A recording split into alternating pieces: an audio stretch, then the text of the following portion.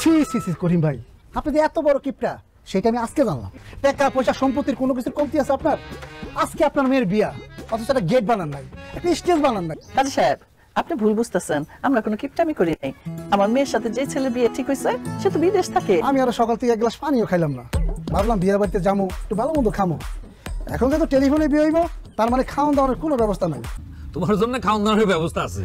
আপাতত টেলিফোন বিয়েটা সারলেও আমার ছেলেটা যখন 6 মাস পরে দেশে ফিরে আসবো তখন বড় করে অনুষ্ঠান করবো। আসসালামু আলাইকুম আব্বা, কেমন আছেন? ওয়ালাইকুম আসসালাম ওয়া রাহমাতুল্লাহি ওয়া বারাকাতুহু। ওসমান, তোমার শ্বশুর আমার পাশেই বসা আছে। ওয়ালাইকুম আসসালাম। জামাই বাবুজি কেমন আছো? আলহামদুলিল্লাহ ভালো আছি। আপনারা সবাই কেমন আছেন? আমরা সবাই ভালো আছি। লজ্জা পাওয়ার কিছু নাই, বলেন বিসমিল্লাহ কবুল। বিসমিল্লাহ কবুল। আলহামদুলিল্লাহ। বিসমিল্লাহ কবুল। আলহামদুলিল্লাহ।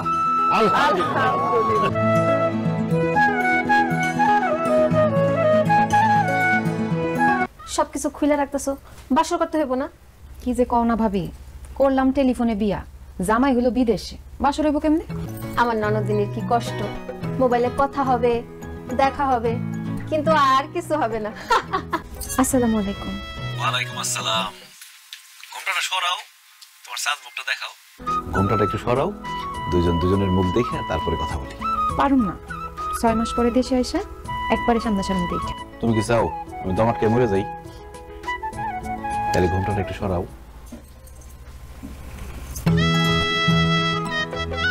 মাশাআল্লাহ। এবার একটু পারিবারিক কথায় আসি। তুমি কি রান্না বান্না করতে পারো বকুল? কি যে কোন পারি মানে, আমাদের বাড়ির সব রান্না বান্না তো আমিই করি। তুমি কি কোরআন তেলাওয়াত করতে পারো? জি আলহামদুলিল্লাহ পারি। তোমার কি গলা ভাঙা নাকি? ঠান্ডা লাগছে? না না, আমার গলা ভাঙা না, আমি একটু আস্তে আস্তে কথা বলি, আমার গলাটাই এইরকম। মেয়েদের গলার আওয়াজ যত নিচে থাকবো ততই ভালো, সংসারে শান্তি থাকবো। আমার কি তোমার পছন্দ হয়েছে? হয়েছে। আমারও তোমার অনেক পছন্দ হয়েছে। আমি তোমার অনেক ভালোবাসি। I love you Bakul.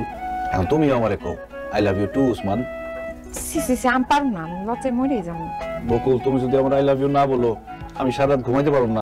Please কও না একবার আই লাভ ইউ। আচ্ছা, এত করে যেহেতু করতেছেন, আই পারুম না। 6 মাসের গুল্লি মারি মালিকের হাতে পায়ে ধরে 1-2 সপ্তাহের মধ্যে আমার দেশে যাইতে হইব। এত সুন্দর বউ রেখে আমি বিদেশে থাকতে পারবো না।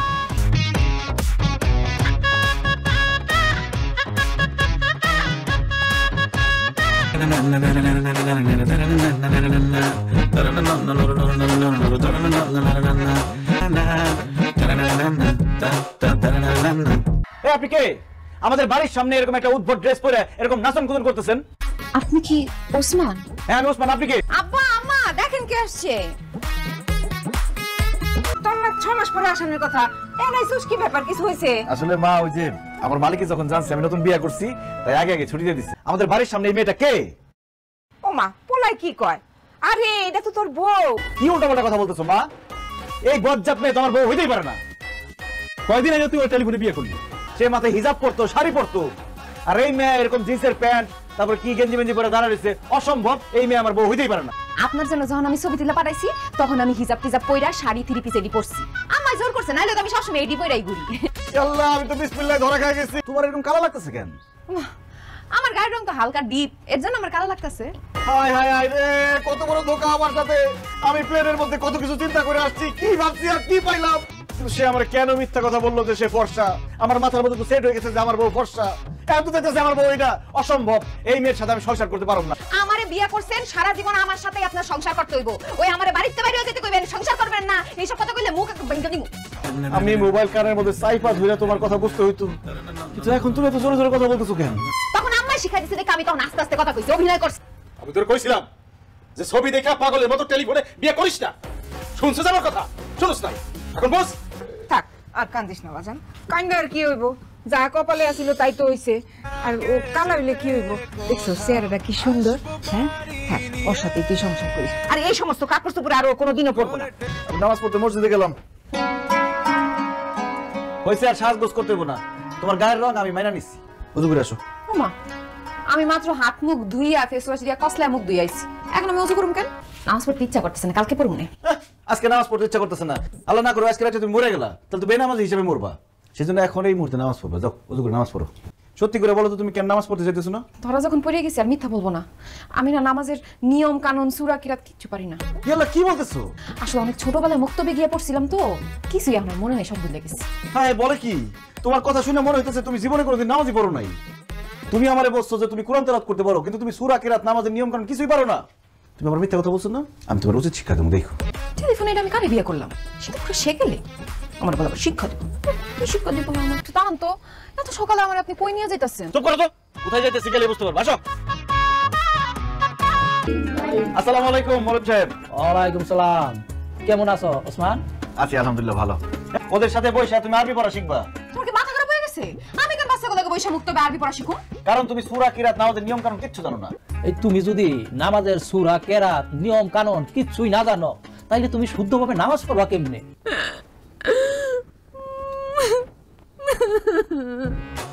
কি হইছে বৌমা, সে তখন থেকে কান্তাছো? ভোরবেলা আমারে মুক্তবে লয়ে গেছে ওই ছোট ছোট বাচ্চাগুলোকে আরবি পড়া শিখতে। এ কি মা, তোমার ঘরে ছেলের বউ থাকতে তুমি এই বয়সে এত কষ্ট করে রান্না বান্না কেন করতেছো? তোমার সব কষ্ট করতে হইব না। বকুল তুমি রান্না করো। আমি কিভাবে রান্না করব? আমি তো রান্না করতে পারি না। রান্না করতে পারো না মানে? এই তুমি না ফোনে আমারে বলছো তুমি রান্না করতে পারো। বকুল তুমি কি বিমান চালাতে পারো? আমি তো হ্যাঁ পারি, কারণ আম্মা বলছে যা জিগাইবো সব কবি পারি পারি, যাতে বিয়াটা না ভাঙা যায়। রান্না নিয়ে তুমি আমার সাথে মিথ্যা কথা বলছো। মনটাই চাইতাছে লাউ শাকের মতো কুচি কুচি করে কেটে ফেলাই। আই হায় রে, কেন যে আমি না যাই না বুঝে টেলিফোনে বিয়ে করতে গেলাম। রান্না শিখো না কেন তুমি? আমি আমার আব্বা আমার অনেক আদরের মেয়ে তো, আমার আব্বা মা কোনোদিন আমার রান্না করে ঢুকতে দেয় নাই, এজন্য আমি রান্না বান্না শিখতেও পারি নাই। রান্না বান্না তুমি পারো আর না পারো, আজকে থেকে তুমি এই বাড়িতে সব রান্না বান্না করবা। তুমি এই বাড়িতে থাকতে আমার মা একলা একলা কষ্ট করবে, এটা তো হইব না। আমি রান্না করতেছি, তুই তা তো। না মা, তুমি রান্না করতে পারবে না। ও যেমন রান্না করতে পারে তেমনই রান্না করবো। বৌমা যখন রান্না বান্না করতে পারে না বাদ দে, ওর করা লাগবে না। তোর মা যতদিন বাইসে আছে সেই রান্না করবে, কোনো সমস্যা নাই। আবার দেখো আমার বউরে আমি বুঝাইতেছি, এর মধ্যে তোমরা আইসো না। রান্না করছি, রান্ধো যা পারো তাই রান্না। এই শাক তরকারি ভাত ঠিকঠাক মতো রান্না খামাইছে। কেন যে ছেলের ব্যাপারে না জানা টেলিফোনে বিয়ে করতে গেছিলাম, আমার জন্মে শিখ হয়ে গেছে। জীবনে আর টেলিফোনে বিয়ে করব না।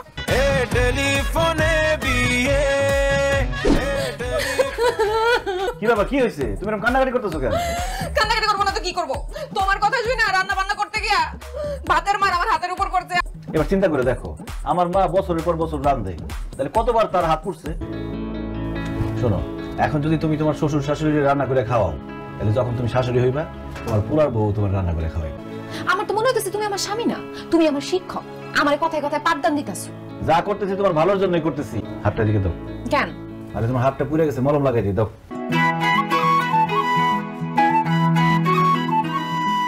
আমি ভাবতেছিলাম কি, কয়দিন বাদেই তো রোজা, রোজার দিনগুলো আমি বাপের বাড়িতে থাকতে চাই, ইবাদত বন্দেগী করতে পারলাম, আমার রোজাগুলো রাখতে একটু সুবিধা হয় আর কি বাপের বাড়ি থাকলে। মা, মা, আব্বারে নিয়ে একটু আমার রুমে আসো তো। আমি ভাবতেছিলাম রোজার মাসটা আমি আমার বাপের বাড়িতেই থাকবো, তাইলে রোজা নামাজ কালাম এগুলো করতে একটু সুবিধা হইতো। তোমার যদি সুবিধা হয় 30টা রোজা রাখার জন্য মায়ের বাড়িতে, তাহলে তো যাবাই।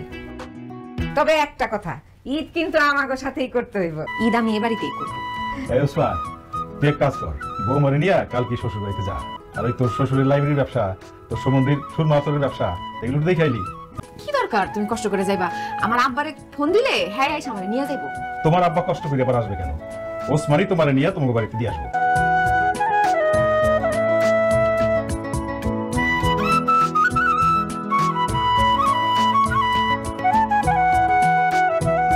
বকুল, কতবার কল দিছি, কতবার মিস কল দিছি, তুমি আমার কলও ধরো নাই, মিস কল ব্যাকও করো নাই।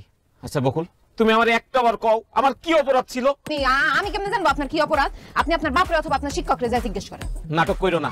কেন তুমি আমার জীবনটা নিয়ে সিনেমিনি খেললা? এসব আপনি কি বলতেছেন? সে কেন আপনার জীবন নিয়ে সিনেমিনি খেলবে? আপনার সাথে কি তার প্রেমের সম্পর্ক ছিল নাকি? শুধু প্রেম না, গভীর প্রেম।